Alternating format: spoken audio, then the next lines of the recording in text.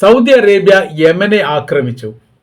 ഹൂത്തികൾ ബാബുൽ മന്ദബ് അടക്കുമെന്ന് പ്രഖ്യാപിക്കുകയും ചെയ്തു. ഇതോടെ ഈ മേഖല കേന്ദ്രീകരിച്ചുകൊണ്ട് പുതിയൊരു രാഷ്ട്രീയ പ്രതിസന്ധിയാണ് ഉരുത്തിരിഞ്ഞിരിക്കുന്നത്. ഇറാന് ഹോർമുസ് കടൽ എത്രത്തോളം പ്രധാനമാണോ സമാനമായ രീതിയിൽ തന്നെ പ്രാധാന്യമുള്ളതാണ് ഹൂത്തികളെ സംബന്ധിച്ചിടത്തോളം അവർക്ക് ബാബുൽ മന്ദബ് എന്ന് പറയുന്നത്.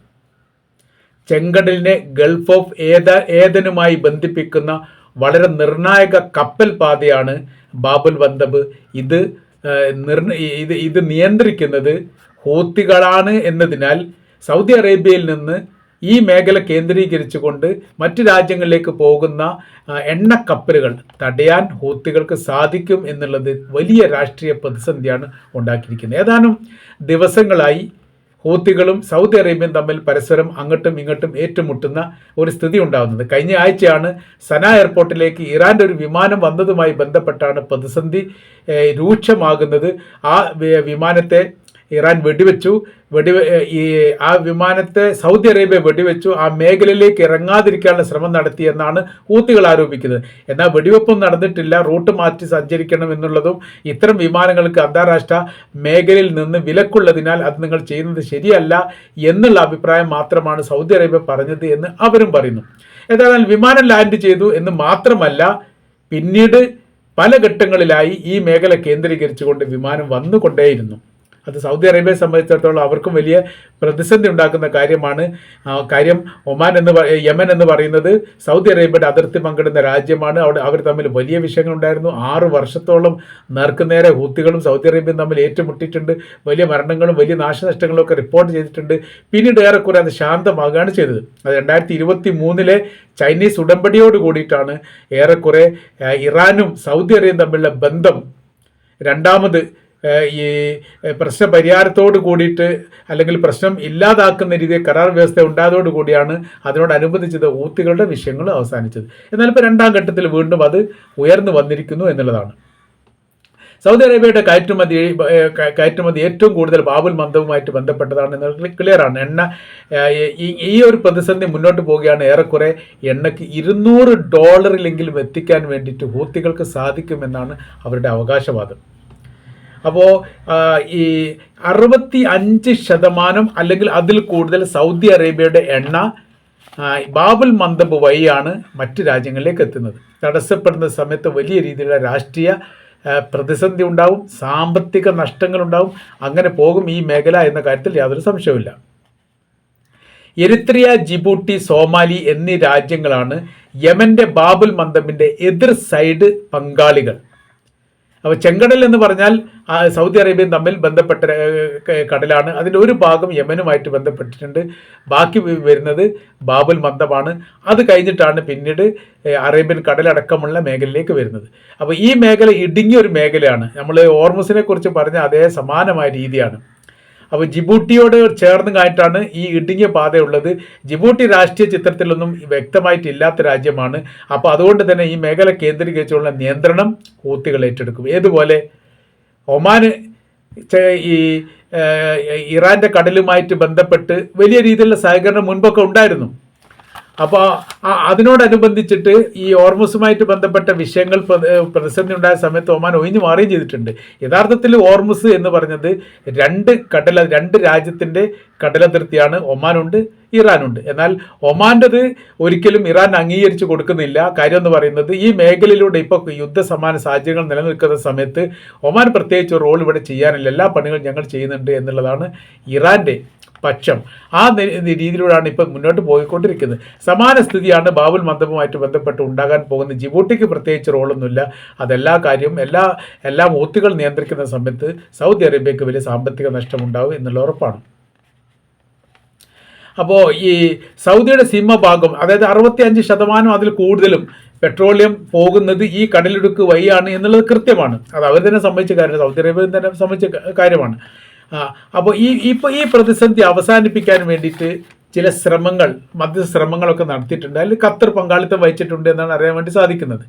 അപ്പോൾ അതിൽ പ്രതിസന്ധി എന്ന് പറയുന്ന സമയത്ത് സൗദികളും ഹൂത്തികളും തമ്മിലുണ്ടായിരുന്ന യുദ്ധസമാന സാഹചര്യങ്ങൾ അത് പൂർണ്ണമായ രീതിയിൽ പിൻവലിക്കുകയും അതൊരു കരാർ വ്യവസ്ഥയോടുകൂടി അത് അവസാനിക്കുകയും ചെയ്തു. എന്നാൽ ഈ കരാർ വ്യവസ്ഥയോടൊപ്പം പറയുന്ന ചില നിർദ്ദേശങ്ങളുണ്ട്. സൗദി അറേബ്യ പറയുന്ന കാര്യം അതാണ്. അന്താരാഷ്ട്ര തലത്തിൽ ഈ മധ്യസ്ഥ ചർച്ചയ്ക്ക് വലിയ പ്രാധാന്യമുണ്ട്. കാര്യം എന്ന് പറയുന്നത് അവരുടെ ആകാശത്തിലൂടെ മറ്റ് രാജ്യങ്ങളുടെ വിമാനങ്ങൾ ഒരിക്കലും ഈ യാത്രാ വിമാനമല്ലാതെ മറ്റൊരു വിമാനത്തിലും ഇങ്ങോട്ട് പ്രവേശിക്കാൻ അനുമതിയില്ല. അത് അങ്ങനെ പ്രവേശിച്ചു കഴിഞ്ഞാൽ അന്താരാഷ്ട്ര സൈനിക സംഘം അത് തടയപ്പെട്ടു. അതിൽ സൗദി അറേബ്യ ഉണ്ടാവും. കാരണം വെച്ചാൽ സൗദി അറേബ്യ ഈ യമൻ്റെ അതിർത്തി പങ്കിടുന്ന രാജ്യമാണ്. വലിയ പ്രശ്നങ്ങളും വലിയ വിഷയങ്ങളും പല ഘട്ടങ്ങളിലും ഉണ്ടായിട്ടുണ്ട് എന്നുള്ള കാര്യം നമുക്കറിയാവുന്നതാണ്. അപ്പോൾ അതുകൊണ്ട് ഈ മേഖലയിലൂടെ ഈ യാത്രാ വിമാനത്തിന് കുഴപ്പമില്ല. കഴിഞ്ഞ പ്രാവശ്യം വന്നത് അത് കാർഗോ വിമാനമോ അല്ലെങ്കിൽ സൈനിക വിമാനമോ ആണ്. സൗദി അറേബ്യ പറഞ്ഞ സൈനിക വിമാനമാണ് വന്നത്. അതുകൊണ്ട് തന്നെയാണ് റൂട്ട് പാത തെറ്റിച്ചുകൊണ്ട് യാത്ര ചെയ്യണം, ഇത് നിരോധിത മേഖലയാണ് എന്ന് സൗദി അറേബ്യ പറഞ്ഞു. പക്ഷേ അതിന് ഹൂത്തികൾ കൂട്ടാക്കിയിട്ടില്ല. യമനിലെ സന്നയിൽ ആ വിമാനം ലാൻഡ് ചെയ്യുകയും ചെയ്തു. അതോടനുബന്ധിച്ച് പിന്നീട് വലിയ രീതിയിൽ രാഷ്ട്രീയ പ്രതിസന്ധി വലിയ വിഷയങ്ങളുണ്ടായി. തങ്ങളുടെ വിമാനത്തെ തടഞ്ഞിരിക്കുന്നത് സൗദി അറേബ്യ തങ്ങൾ ആക്രമിക്കുമെന്ന് ഈ ഹൂത്തികൾ മുന്നറിയിപ്പ് നൽകുന്നു. പറഞ്ഞ് വല്ലാതെ വൈകുന്നതിന് മുമ്പ് തന്നെ സൗദി അറേബ്യ ആക്രമിക്കുകയും ചെയ്തു. സൗദി അറേബ്യ തിരിച്ചടിക്കുകയും ചെയ്തു. അപ്പോൾ മറ്റൊരു സംഘർഷം ഈ മേഖല കേന്ദ്രീകരിച്ചുകൊണ്ട് ഉണ്ടായിട്ടുണ്ട് എന്നുള്ളതാണ് ഏറ്റവും വലിയ പ്രശ്നമായിട്ട് നിലനിൽക്കുന്നത്. നിലവിൽ ഹോർമുസ് കടലുമായിട്ട് ബന്ധപ്പെട്ട് വലിയ സാമ്പത്തിക പ്രതിസന്ധി ലോകാടിസ്ഥാനത്തിൽ അനുഭവിച്ചു കൊണ്ടിരിക്കുകയും അതിങ്ങനെ കൂടിക്കൂടി വരിക എന്നല്ലാതെ യാതൊരു ഇളവുമില്ലാത്തൊരു സാഹചര്യം നിലനിൽക്കുകയും ചെയ്യുമ്പോൾ സൗദി അറേബ്യയും ഹൂത്തികളും തമ്മിൽ നേർക്കുനേരെ മുഖാമുഖം ഏറ്റുമുട്ടുന്ന രീതി രണ്ടാം ഘട്ടത്തിലേക്ക് സാധാരണക്കാരെ ബാധിക്കുന്നിടത്തേക്ക് പ്രശ്നങ്ങൾ എത്തും എന്നുള്ളത് ഏറെക്കുറെ ഉറപ്പാണ്. കാര്യം ഈ മേഖല കേന്ദ്രീകരിച്ചുകൊണ്ട് സൗദി അറേബ്യയുടെ പെട്രോൾ മറ്റ് ലോക രാജ്യത്തിലേക്ക് കൊണ്ടുപോകാൻ സാധിക്കാത്തൊരു സാഹചര്യം വന്നാൽ ഓട്ടോമാറ്റിക്കായിട്ട് പെട്രോളിന് വില കൂടും. വില കൂടുന്ന സമയത്ത് ഹൂത്തികൾ പറയുന്ന $200 വരെ ആകുന്ന തരത്തിലുള്ള യുദ്ധം തങ്ങളുടെ പിന്നാമ്പുറം വരാൻ പോകുന്നുണ്ട്. അത് കാത്തിരുന്ന് കാണണം എന്ന തരത്തിലാണ് അവരുടെ ഒരു ഭീഷണി സ്വരത്തിലൊക്കെയാണ് സംസാരിക്കുന്നത്. ഏതായിരുന്നാലും ഇപ്പോഴത്തെ സാഹചര്യം വളരെ സങ്കീർണം തന്നെയാണ്. പ്രശ്നപരിഹാരത്തിന് വേണ്ടി ഖത്തർ മുന്നോട്ട് വന്നിട്ടുണ്ടെങ്കിലും സൗദി അറേബ്യയും ഹൂത്തികളും വാശിൽ തന്നെ നിൽക്കുന്നു, യാതൊരു വിട്ടുവീഴ്ചയ്ക്കും തയ്യാറല്ല എന്നുള്ളതാണ്. അഥവാ ഹൂത്തികൾ പറയുന്ന കാര്യം തങ്ങളുടെ ആകാശം, ഇറാൻ എന്ന് പറയുന്നത് ഈ ഒമാൻ എന്ന് പറയുന്ന സ്വതന്ത്ര റിപ്പബ്ലിക്കാണ്, ആ ഭൂമിക്കകത്ത് ഏതൊരു വിമാനം കയറണം അല്ലെ കയറരുത് എന്ന് തീരുമാനിക്കേണ്ടത് അത് രാജ്യക്കാരാണ്.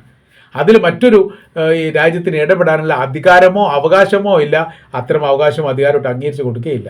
ഇതാണ് ഈ വിഷയമായിട്ട് ബന്ധപ്പെട്ട് ഹൂത്തികൾ പറയുന്ന കാര്യം. സൗദി അറേബ്യ പറയുന്നതോ UN സഭയുടെ നേതൃത്വത്തിൽ സൗദി അറേബ്യ അടക്കമുള്ള സംഘം സംയുക്തമായി ചേർന്നുകൊണ്ട് അന്താരാഷ്ട്ര കരാർ വ്യവസ്ഥയുടെ ഭാഗമായിട്ടാണ് ഏതെങ്കിലും ഒരു രാജ്യത്തിൽ നിന്ന് യമൻ കേന്ദ്രീകരിച്ചുകൊണ്ട് സൈനിക വിമാനങ്ങൾ വരികയാണെങ്കിലും കാർഗോ വിമാനങ്ങൾ വരികയാണെങ്കിലും തടയാം എന്നുള്ളത്.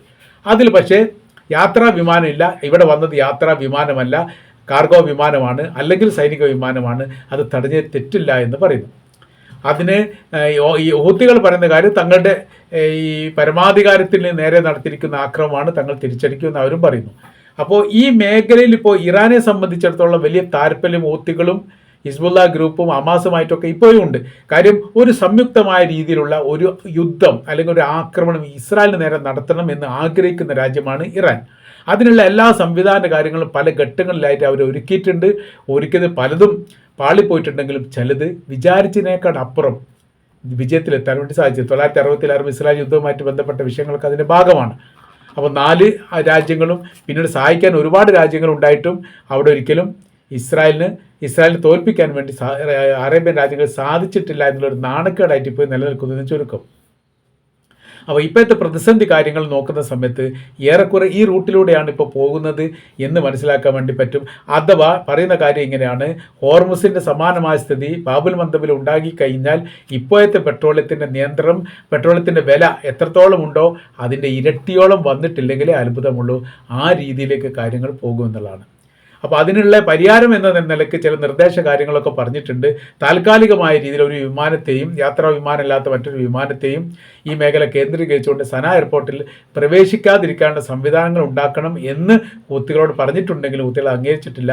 തങ്ങളുടെ രാജ്യത്തിൻ്റെ താല്പര്യത്തിനെതിരെയോ അതല്ലെങ്കിൽ തങ്ങളുടെ രാജ്യം മുന്നോട്ട് വെക്കുന്ന ദർശനത്തിനെതിരെയോ മറ്റേതൊരു രാജ്യം സംസാരിച്ചാലും തങ്ങൾക്കത് അംഗീകരിക്കേണ്ട ആവശ്യമില്ല എന്നുകൂടി യഥാർത്ഥത്തിൽ ഈ വിഷയവുമായിട്ട് ബന്ധപ്പെട്ട് ഹൂത്തികൾ പറഞ്ഞിരിക്കുന്നു എന്ന് ചുരുക്കം.